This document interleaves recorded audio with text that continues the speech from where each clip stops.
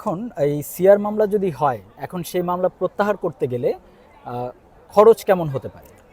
Share মামলার সবচেয়ে বড় ব্যাপার হচ্ছে এটি ডিপেন্ড করে একজন আইনজীবীর উপরে প্রত্যাহারটা। যেমন 248 ধারায় যখন এই পিটিশনটা দেওয়া হয় প্রত্যাহারের জন্য, তখন আপনার এই খরচটা পুরোটাই ডিপেন্ড করবে ওই আইনজীবীর উপরে।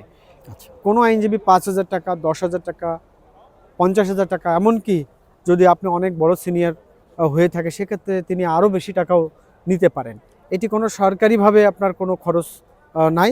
এটি পার্সোনালি আইনজীবী সাহেবের যে পারিশ্রমিক এবং একটা মামলা পার্টির সঙ্গে আইনজীবী সাহেবের যে চুক্তি থাকে সেই অনুযায়ী তিনি যে কোনো অর্থে যে কোনো পরিমাণ অর্থে তিনি নিয়ে মামলা প্রত্যাহার করতে পারেন। অর্থাৎ এটা পুরোপুরি নির্ভর করছে যে লয়ারের কাছে যাওয়া হচ্ছে তার এক্সপিরিয়েন্স, তার যে ফিজ সেটার উপরে নির্ভর করছে। সেটার উপরে অর্থাৎ depend যত করছে। সিনিয়র হবে তত ফি, অর্থাৎ উনি যে ফি নেবেন সেই ফি হচ্ছে ওনার খরচটা হবে। সেই ফির উপরে এইখানে কোনো সরকারি কোনো নির্ধারিত নাই যে এত টাকা লাগবে প্রত্যাহারের জন্য, এরকম নাই।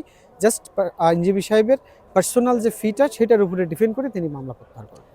ওকে, ধন্যবাদ।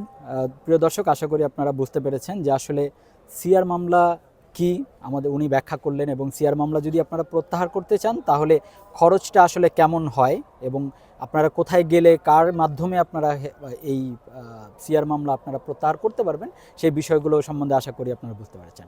আমাদের পরবর্তী ভিডিও নিয়মিত পেতে আমাদের চ্যানেলটি সাবস্ক্রাইব করে সাথেই থাকুন। ধন্যবাদ।